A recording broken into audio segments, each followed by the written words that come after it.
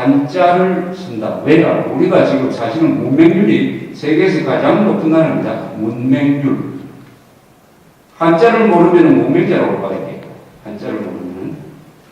아마 도서관에 가면은 이런 일이 있을 거예요. 1970년대 이전에 출판된 책은 한자와 한글이 고정되기 때문에 이건 읽을 수 없다 해가지고 영어책하고 같이 분류를 하는 데가 있다고 해요. 도서관에.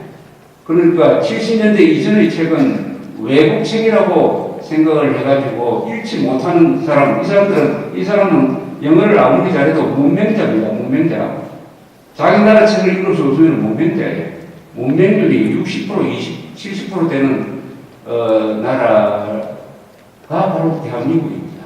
한글 전용은 반드시 우리의 문화를 쇠퇴하게 하고 그리고 여러분들의 교양을 더 이상 발전하지 못하게 하니까 반드시 한자를 배워서 국어를 정확하게 써주시기를 먼저 부탁을 드립니다. 요새 세계에서 가장 큰 사건은 이집트에서 일어난 혁명입니다. 이집트 혁명.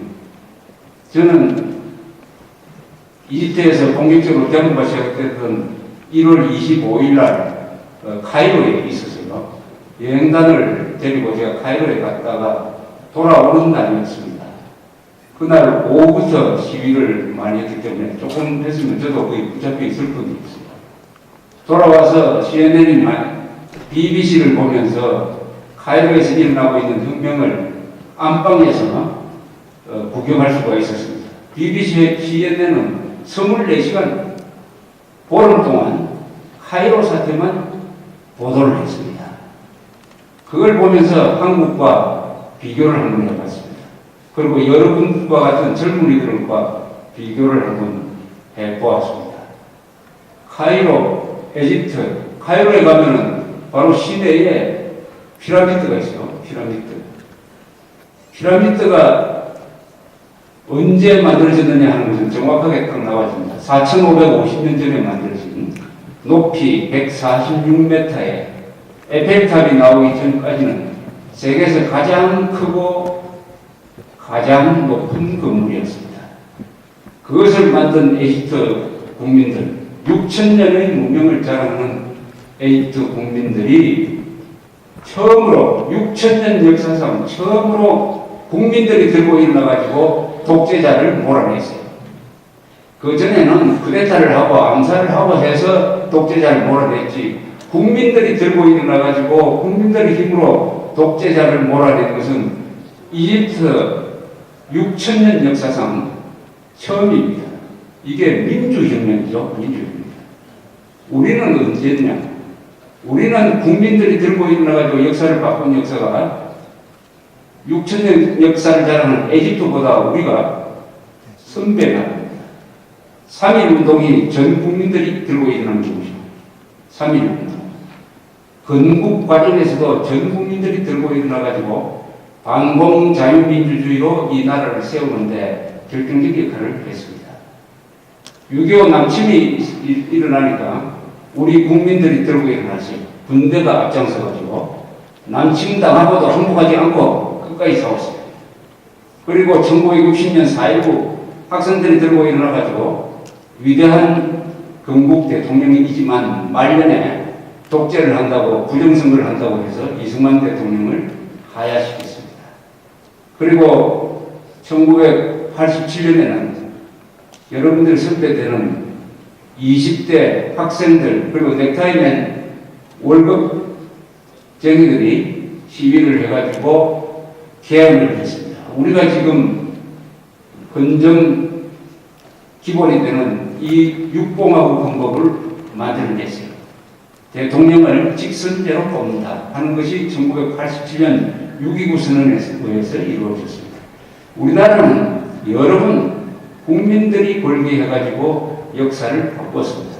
그러나 이집트에서는 2011년 바로 2월에 6,000년 만에 처음으로 그런 국민들이 벌기가 일어났어요.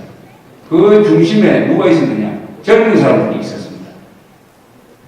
이집트의 혁명을 주도한 세력은 20대 젊은이들이었어요. 이런 말이 있습니다. 일본에 이런 말이 있다고 해요. 세상을 바꾸는 사람은 세 부류다. 첫째는 젊은 사람들이 세상을 바꾼다. 두 번째는 바보가 세상을 바꾼다. 세 번째는 외부에서 온 사람이 세상을 바꾼다. 이런 말이 있습니다. 젊은 사람들이 세상을 바꾸는 경우가 한국에도 있었고 4.19의 주체 세력이 대학생이었습니다. 1년 뒤에 있었던 5.16 군사혁명, 박정희, 김종필 정권을 잡은 이 군사혁명의 주력 세력도 30대, 40대의 청년 장교들이었어요. 이번에 이집트에서도 젊은 사람들이 세상을 바꿨습니다. 왜 이집트의 젊은 사람들이 들고 일어나느냐? 제가 이집트를 여행을 하고 카이로를 돌아다니 보니까 대충 짐작이 갔어요. 카이로는 세계에서 대모하기가 제일 좋은 도시입니다. 카이로 인구가 뭔지 아십니까? 2,300만이거든요. 2,300만인데 평일에도 지나가 보면은 거리에 사람들이 넘쳐나요. 그런데 뭘 하기 위해서 분주하게 왔다 갔다 하는 게 아니고 할 일 없이 왔다 갔다 하고 그냥 거리에 앉아있고 아무 할 일 없는 사람이 그렇게 많았어요. 그런데 핸드폰 보급률은 얼마나 높으냐? 77%. 77%가 전화 하나는 다 가지고 있습니다. 전화 하나. 카이로 거리는 세계에서 제일 복잡한 거리예요. 차선이 없습니다. 자동차도 다니고 오토바이도 다니고 자전거도 다니고 심지어 당나귀도 다닙니다. 온 가족이 당나귀 위에 타고 가고 당나귀 타고 다니면서 핸드폰 걸고 교통순경은 있는데 신호대가 없고 횡단보도가 없어요. 일일이 교통순경이 수신호로 하고 있는 이게 카이로. 그래서 제가 이걸 보면서 야 여기는 누가 불씨만 던지면 사람들이 모여가지고 대본을 하겠다 하는 그런 느낌이 들었습니다. 이 세상에서 가장 가슴이 아픈 광경이 하나 있어요. 후진국에 가면 그런 광경을 많이 보게 됩니다. 젊은 사람들이 일자리가 없는 것. 젊은 사람들이 일자리가 없어가지고 빈둥빈둥 노는 모습. 젊은 사람들이 실업률이 높아가지고 노는 사람이 많은 것. 더구나 고학력자가 노는 사람이 많은 것. 이걸 보는 사람도 가슴이 아프고 부모는 어떻겠습니까? 사회적으로도 이게 불안요인이 되는 거죠. 바로 이집트의 젊은 사람들이 들고 일어난 가장 큰 이유가 실업률입니다. 실업률이 너무 높다. 1인당 이집트의 국민소득은 2,000한 몇백 달러 돼요. 우리가 지금 1인당 국민소득 계산하는 기준이 여러 가지입니다만은 약 2만 한 5천 달러, 구매력 기준으로는 3만 달러 돼요. 우리의 10분의 1입니다. 10분의 1. 그런데 1961년 5.16 군사 쿠데타가 나서 우리가 본격적으로 산업화, 근대화를 할 때의 우리의 1인당 국민소득이 얼마였느냐? 80달러 정도 됐습니다. 그 당시에 이집트는 130달러 정도 됐어요. 필리핀은 우리보다 훨씬 앞서 있습니다. 아마 200달러 정도 됐습니다. 200달러. 아프리카 대부분의 나라가 한국보다 1인당 국민소득이 높았습니다. 그런데 50년이 지나니까 이집트는 아직도 우리의 10분의 1이다. 10분의 1로 되고 있습니다. 지난 50년 동안에 이 대한민국의 주인공들이 지도자와 함께 얼마나 열심히 일했느냐. 피, 땀, 눈물을 흘린 이 세계사의 금자탑. 세계사의 금자탑이 오늘날 대한민국인 것입니다.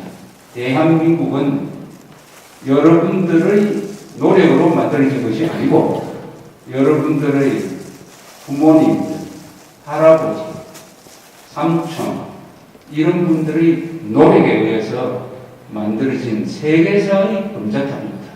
그것을 이집트 사태를 보고 이집트라는 거울에 비춰주면서 우리의 얼굴을 다시 확인할 수 있게 되었던 것입니다.